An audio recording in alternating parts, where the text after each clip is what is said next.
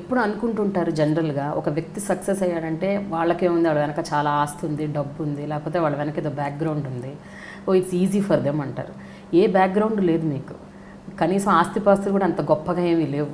You started completely with zero. Almost అనుకోండి హైదరాబాద్కి వచ్చింది జీరో.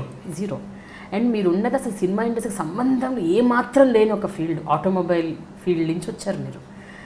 అంటే అంటే మీకు ఆ రోజుల్లో అనుకున్నారండి ఒక 15 ఏళ్ల తర్వాత 20 ఏళ్ల తర్వాత ఇలా నేను ఇంత సక్సెస్ అవుతాను, నాకంటూ ఒక పేరు ఉంటుంది, నాకంటూ ఒక రికగ్నిషన్, అంటే any did you dream at least? కనీసం థాట్ కూడా లేదు.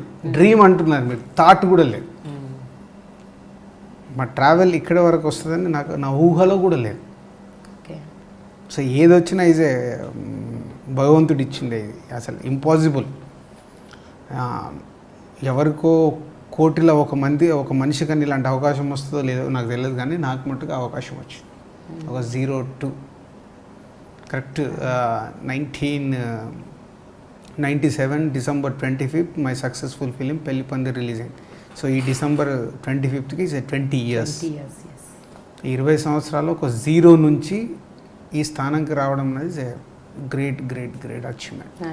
అయితే అంతకుముందు మీరు తిన్న ధక్కా ముక్కల గురించి ఒకసారి మాట్లాడుకోవాలి. 1996లో మీరు హర్షిత ఫిలిమ్స్ అని పెట్టారు. కరెక్ట్. 1 yearలో 3 సినిమాలు తీశారు. ఆ 3 సినిమాలు అట్టర్ ఫ్లాప్ అయ్యాయి. డిస్ట్రిబ్యూషన్ రైట్స్ తీసుకున్నారు. ఆ 3 సినిమాలు పోయాయి. 3 సినిమాలకు దాదాపు ₹1,00,00,000 కంటే ఎక్కువ, 80 lakhs పోయింది, ఆల్మోస్ట్ 1 crore యూ లాస్ట్. అప్పుడు ఏమన్నా మీరు పెద్ద స్థితిమంతులు కూడా కాదు, పెట్టిన డబ్బు రావటం కాకుండా పోయాయి ఇంకా ఎక్కువగా. So you almost went in to loans, అప్పుల్లోకి వెళ్ళిపోయారు. సో అప్పుడు ఆ క్షణం ఏమనిపించింది, కంటిన్యూ అవుదాం అనుకున్నారా, వెళ్ళిపోయారు? ఇప్పుడు ఆల్మోస్ట్ బ్యాక్ వెళ్ళిపోయానండి. అప్పటికి 80 lakhs పోయింది, 40 lakhs మా ఇన్వెస్ట్మెంట్ ఉండే పోయింది, 40 lakhs అప్పు ఉంది. సో బ్యాక్ వెళ్ళిపోయి మా ఆటోమొబైల్ ఫీల్డ్లోనే, సో ఏదో మళ్ళీ అప్పు కట్టాలి, ఇంకా వేరే ఆప్షన్ లేదు. అప్పుడే అప్పు నుంచి వస్తున్న ప్రెషర్స్, హారిబుల్ స్టేజ్ అది. ఇటు మా రన్నింగ్ బిజినెస్ని హోల్డ్ చేయాలి, అప్పులు కట్టాలి.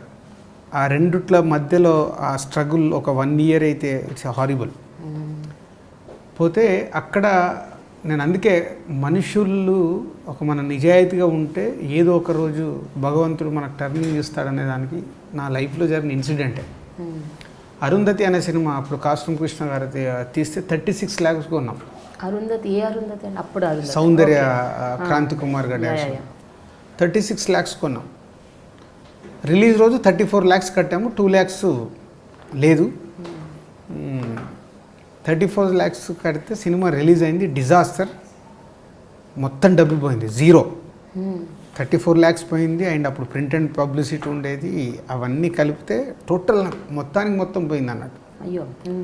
4th డేనో 5th డేనో నేను కాస్ట్యూమ్ కృష్ణ గారికి ఫోన్ చేస్తే ఆయన ఫోను అవాయిడ్ చేయట్లేదు. అంటే జనరల్గా ఒక ప్రొడ్యూసర్ డిజాస్టర్ అయింది, ఇప్పుడు డిస్ట్రిబ్యూటర్లకు సమాధానం చెప్పాలంటే చిన్న ఉంటుంది. బట్ నేను పట్టుకొని వెళ్ళి కలవాలని అంటే ఆయన ఏదో ఫ్లాప్ అయింది కాబట్టి వచ్చేదని అడుగుతారేమో వెళ్ళి నేను కవర్ ఇచ్చాను. 2 lakhs బ్యాలెన్స్ 2 lakhs. అదేంటంటే సార్ మీకు 36 lakhs కదా కమిట్మెంట్, ఆ 2 lakhs ఇవ్వాలి కదా అని ఇచ్చాను. సో ఇండస్ట్రీలో మొదటి ఆఖరి వ్యక్తి ఇండస్ట్రీలో జరగదు మామూలుగా అది. సో మాకు తెలియదు కాబట్టి అది మన కమిట్మెంట్ కదా, మన ఫేట్, మనం సినిమా కొనుక్కున్నాం. అది నాకు ఎలా ఉపయోగపడిందంటే కాస్ట్యూమ్ కృష్ణ గారు నెక్స్ట్ అనురాగ సంగమాన్ని కన్నడ నుంచి రీమేక్ చేస్తూ జగపతి బాబు గారితో పెళ్లి పందిరి సినిమా మొదలు పెడుతున్నారు. సో నన్ను ఓపెనింగ్ పిలిచారు. ఎందుకంటే మేము ఎలాగో ఇంకా ఆల్మోస్ట్ డ్రాప్ అయిపోయాము, ఎందుకంటే లేదు మీరు రండి అంటే నేను చెన్నై వెళ్తే నాకు VHS ఇచ్చాడు అనురాగ సంగమాన్ని. సివిరెడ్డి గారు ఆఫీస్కి వెళ్ళి నేను సినిమా వేసుకొని చూస్తే నాకు బాగా నచ్చింది. ఓకే, బాగుంది, కానీ డబ్బు లేదు. ఏం చేయాలి? హైదరాబాద్ వచ్చిన తర్వాత శిరీష్ గారిని, లక్ష్మణ్ గారిని, మా బ్రదర్స్ని అందరినీ కూర్చోబెట్టి ఎలా చెప్పాలో కూడా నాకు ధైర్యం సరిపోవట్లా, కానీ నచ్చింది, ఇది చేస్తే బాగుంటుందనే ఫీలింగ్ ఉంది. ఎక్స్ప్రెస్ చేయడానికి చేసినా మా పెద్దనే నో సినిమా ఫీల్డ్ వద్దన్నారు. నో అయిపోయింది, క్లోజ్ చేసేసుకుని ఉన్న బిజినెస్ చేసుకున్నాము అని రిజెక్ట్ కొట్టాడు. సో మళ్ళీ శిరీష్ లక్ష్మణ్ ఫస్ట్ కన్విన్స్ చేశాను, నెక్స్ట్ మా చిన్నయ్యని కన్విన్స్ చేశాను. లేదు ఇది ఫైనల్ అటెంప్ట్. నాకెందుకో నా సిక్స్త్ సెన్స్ చెప్తుంది మనం సెలెక్ట్ చేసింది తప్పు కాదు, తప్పులు జరిగాయి, ఇది అవి ఏది నాకు కథ తెలియదు, ఇది నేను సినిమా చూసాను, ఈ సినిమా ఆడద్దు అనిపిస్తున్నాను. ఓహో, అంటే అంతకు ముందు మీరు చేసిన 3 సినిమాల కథ తెలియదు, ఐడియా లేదు. యూ జస్ట్ కాస్ట్యూమ్ కృష్ణ గారు వెనకాల ఏమేమి సినిమాలు తీశారు, బాగా సినిమాలని కాస్ట్యూమ్ కృష్ణ గారు. సో సివి రెడ్డి గారు డైరెక్టర్ అమ్మ నాన్న కావాలి అని ఒక సినిమా, సాయి ప్రకాష్ గారు 3 ఇట్లు తీశాడు. ఇంతే అనాల్సి, అంటే డైరెక్టర్ 3 ఇట్లు తీసాడంటే బాగా తీస్తాడు, ఈ ప్రొడ్యూసర్ సినిమాలు బాగున్నాయండి. అలా కొన్నవి అమ్మ నాన్న కావాలి అండ్ అరుంధతి.